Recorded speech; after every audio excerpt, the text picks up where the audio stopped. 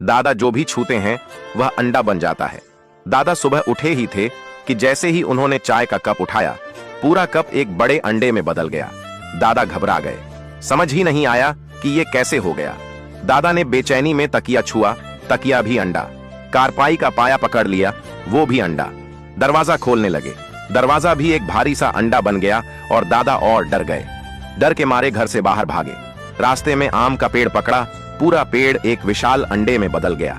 गांव वाले जो पास थे चीख पड़े, ये क्या हो रहा है?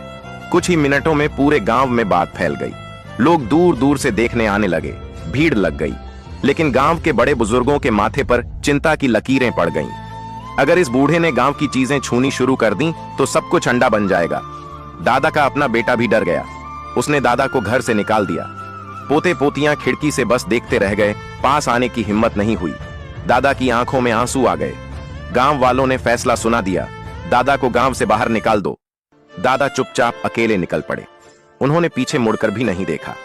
चलते चलते शहर पहुंच गए। पूरा दिन भूखे बैठे रहे, जेब खाली और दिल भारी। तभी उन्होंने देखा एक गरीब दादी दुकान के बाहर खड़ी थी, अंदर रखे अंडों को बस देख रही थी, मगर उसके पास पैसे नहीं थे। दादी की आंखों में भूख और बेबसी साफ दिख रही थी। दादा धीरे से उसके पास गए, पास पड़ा एक पत्थर छुआ और वह एक बड़ा अंडा बन गया। दादी की आंखें भर आईं। उसने बहुत दिनों बाद पेट भरकर अंडा खाया और दादा को दुआएं देने लगी। उसी पल दादा के दिमाग में एक विचार आया। अगले दिन दादा ने सड़क किनारे एक छोटी सी टेबल लगा ली, एक बोर्ड टांग दिया, दादा का मैजिक अंडा। दादा ने लकड़ी छुई, अंडा। डिब्बा उठाया, अंडा।